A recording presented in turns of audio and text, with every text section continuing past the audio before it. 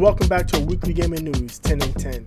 This is episode 61 for the week ending May 26, 2018. Hi-Rez has done it again. The gaming studio that has been accused of shamelessly copying Blizzard's Overwatch. This time, Paladins used Overwatch art in an ad campaign. An ad to show off a new skin for Paladins Strike, their mobile game. Hero Lex uses a blurred image of Lijiang Tower. Paladins art director stated the ad was created by an overseas partner with little oversight. Hi-Rez has pulled the ad and parted ways with the ad agency responsible. Electronics giant Best Buy has ended their Gamers Club Unlocked program. If you're unaware, this program gave members a 20% discount on new releases and pre-ordered games. No public announcement has been made, but the option to enroll on the website has been removed. Queries in stores have found that the SKU has been deactivated, and current memberships will be valid until their expiration date. EA acquires cloud gaming assets of GameFly. EA will fold the technology and personnel into their functional teams, including the team responsible for operating and developing the platform that powers their games and services. No details on the deal has been released, but it's not all that surprising as EA previously announced plans to launch a streaming service in the next 2 to 3 years. Tyler Barris. If that name sounds familiar, it is because this is the notorious Kansas swatter, charged in the death of Andrew Finch of Wichita, Kansas due to a swatting call made this past December. Well, he apparently was very busy, as he is now being charged with calling a bomb threat against the FCC on December 14th. He also made a similar call to FBI headquarters on December 22nd. This repeat offender should be prepared to dodge the book. Sony partners with Scuff for their version of an Elite controller. While Scuff has been making modified PlayStation 4 controllers for some time, the Scuff Vantage is the first officially licensed by Sony. There will be 2 versions, a wired version for $170 and a wireless Bluetooth version starting at $200.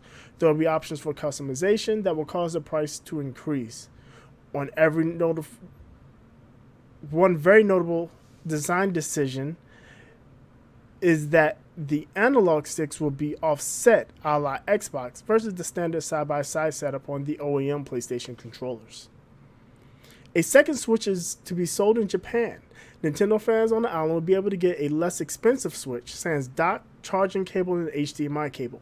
It is being marketed as a second unit and will sell for 24,980 yen, approximately 229 American dollars, down from the standard 29,990 yen, or approximate $275. No word on whether the second Switch will be made available in other regions. Epic announced that they will invest no less than $100 million to the first Fortnite season prize pool. To put this number in perspective, take a look at the PGA, the Pro Golfing League, which finished the last season with prize payouts of just over $320 million. Or one of the biggest esports tournaments, the International, the prize pool was just over $24 million. This lends itself to the immense popularity of Fortnite and its stratospheric profitability. The next PlayStation is at least 3 years away. After telling investors that the PlayStation 4 was entering the final phase of its life cycle, Sony had to clear up some confusion. This pegs a new PlayStation in 2021 at the earliest, which would give this PlayStation generation an 8-year cycle. We Happy Few has been banned in Australia. The 3-year-old Kickstarter title was refused classification by the Australian Classifications Board. The refusal, according to their website, is associated with games that depict, express, or otherwise deal with matters of sex, drug misuse, or addiction, crime, cruelty, violence, or revolting or abhorrent phenomena in such a way that they offend against the standards of morality, decency, and propriety generally accepted by reasonable adults to the extent that they should not be classified. Compulsory Games has stated that they would work with the board and offer refunds if they are unable to get the game classified. Not to be outdone by Activision, EA takes a wraps off the latest iteration of their hero IP, Battlefield 5. A few takeaways from the announcement include the lack of loot boxes and the lack of a premium pass. In addition to the standard Battlefield game modes, they're adding 2 brand new modes. Combined Arms, which is a co-op mode for up to 4 players. The other mode is Grand Operations, which is a 64-player hour-long battle that takes place over a period of in-game days. There's much more in this game that we will go over on Sundays, a weekly gaming news show. Battlefield 5 is set to release on October 16th for the Deluxe Edition and October 19th for the Standard Edition.